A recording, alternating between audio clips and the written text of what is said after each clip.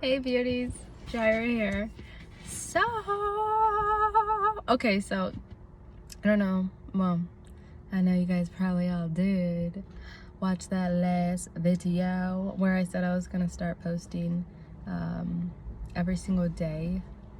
Possibly, I said possibly. Well, the possibly didn't happen this week from Thursday. I think I posted on Thursday to now another Thursday. It's been a week. The possibility didn't happen. I'm actually in the process of moving right now. I got a new spot. It's so nice, you guys. I'm so grateful for the Lord. To the Lord. Oh my gosh. Oh my gosh. I've been listening to Bill Winston, Seed Time and Harvest, and how God is your supply house. And oh my gosh. Oh, I should probably link that to this video just so all that want to hear that blessing can catch that word. But okay, basically he was saying, like, when you have a need, God is your supply house, and he wants to be your supply house, you know. So if you have a need, you tell the Lord what you need and you sow a seed, you know, and the Lord will give it to you. I felt that in my spirit, and I was like, okay, Lord, I'm gonna do this. It's a lot to get into, but things weren't looking, you know, all tip-top shape or whatever. And then I was like, okay, Father, faith cometh by hearing. And I heard that word, and I just not did it like transactionally, but I did it from like the spirit, you know. And then y'all, the next day, Jesus showed out, girl. I was two-stepping, okay? But anyway, it's just beautiful. So I'm in the process of moving, so I'm packing, and then I just moved my mom down here from California, so getting her in her new spot and situated. She's so happy. I'm so happy for her. But just a short video, guys, or maybe long, I'm not sure. You know, all my videos are short. But anyway, I wanted to talk about, I had the topic before I started this. Hold on, wait. Investing in yourself. Okay, that's what I wanted to talk about, investing in yourself, because I feel like we're in a generation of a lot of people making excuses, and I think I've talked about that before, or not enough people taking accountability.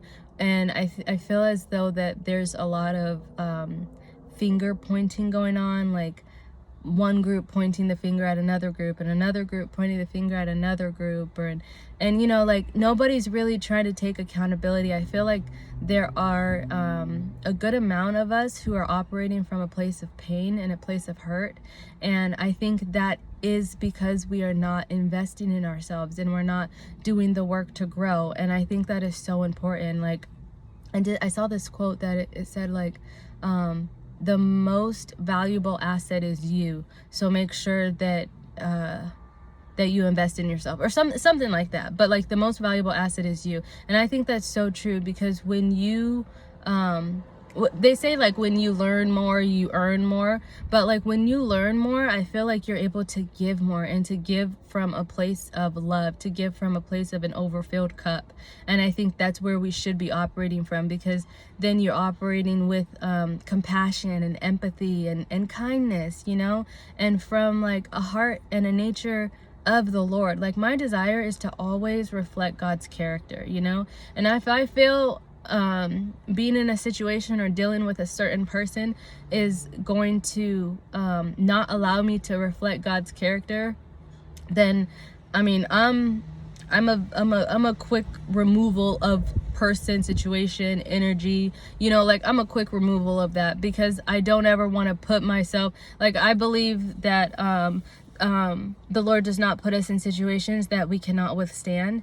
And so, but I also believe that you have to use your discernment and your intuition and know, like, okay, I don't think, let me say it this way. I don't think it's wise to be in a situation that, you know, you can go 0 to 100 real quick, or that you can pop off and then be like, oh, but I have faith in God and I believe God. Like, nah, dog. Like, he's not gonna put you in a situation where you can pop off. And if you are going to pop off, he's going to it's not in God's nature, it's not in God's character to put you someplace where you're gonna act like the world, you know. And if you are in a situation or around people where you need to grow, that's a difference of I guess a difference of placement, but like that's a different type of thing. I do believe that a lot of times God allows us to be in tough situations so that we can be self-aware, and because of things that we're asking him for. I think like if you're asking the Lord to be more patient, he's going to give you a lot of situations where your patience will be tested, but I don't think that he's going to play games with you and be like, you got it, like he's not going to do that. Like that's not God's character, and then but another thing, I don't feel that you will truly understand and know what situation is which if you don't have a true and authentic relationship with the Lord. Because if you don't know someone's character, if you don't know someone, you can't truly trust them and know what things are good, what things they're giving you are good, and what things they're giving you is a trick, but I feel as though that we have to take accountability, and we have to do the work to better ourselves, to better our minds, to better our spirits, to better our bodies, and all this no accountability, sister soldier power or people power or race power, it's not working. Like I think you have to be the change that you want to see in the world, and that really does start with humbling yourself. I believe that the strongest person in the room, let me think. Okay, well, the strongest person in the room is a lot of times the quietest person and the calmest person. But another thing, Creflo Dollar says this, but the weakest person in the room is the one who cannot control their emotions. And I think that's so true. And so being able to respond and not react. And I know people say like responding is reacting, but I think there's a difference in when you know how to receive an action, or I wouldn't really say receive it. Well, everything that happens to you, like you're receiving it one way or the other, and then you have to choose to how you're going to deliver. You have to choose how you're going to present yourself. But so I'm going to say receive for the sake of it. So receive an action and then be able to stop and evaluate. Yeah, I mean, this literally happens in like 2.5 seconds, guys, okay? But receive an action, evaluate, and then respond according to the person that you want to be or to the change that you want to see.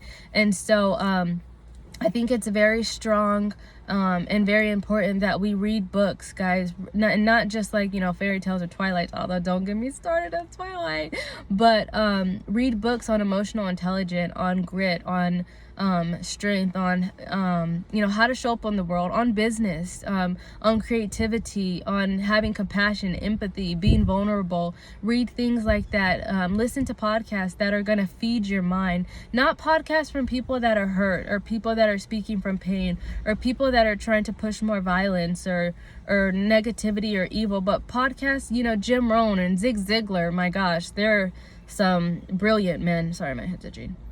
And then fellowship with the Lord. You must have a fellowship routine with God, and not out of legalistic type of things, but just out of a genuine place of your heart of wanting to understand who the Lord is, who he created you to be, what your purpose is, and help me, Father God. What is your part in his overall assignment? Thank you, Lord. That's good. And I think that comes from having a relationship with him and having a relationship with your loved ones. If you have anybody in your family or any friends that you guys may have fallen off, make sure that those friendships and those relationships are solid, tight, not people who are like negative and narcissistic and all that stuff, but people who generally got your back, because a lot of times we won't be around people because they tell us the truth. But telling the truth in love, speaking the truth in love, is one of the most valuable and the greatest things that someone can do, because they see who you are. I believe they see the gift that God has placed on you, and they want to get you out of your current situation so that you can grow and that you can blossom and you can be a blessing, So I would say rewind this to here are all those 4 points that I just said, and really do the work to becoming, you know, really do the work to growing and to accepting yourself, trusting yourself, loving yourself, because I feel like when you're able to do that and feel those things for yourself, you're able to see it in everything that God has created, you know, and all the people that God has created. And when you're consistent with yourself, because being consistent, y'all, is hard. I'm not even gonna front. Being consistent is hard. And when you are able to be consistent with yourself, even if you're not 100%, you are able to have more compassion and love for others, because you start recognizing that they are also doing their best to be consistent. You know, you can see a spirit attracts spirit, so you can see people who are trying to grow, who are trying to be consistent, who are trying to level up. You can see that because you recognize it, you understand it in your own self. So 10 minutes that we design. I love you guys.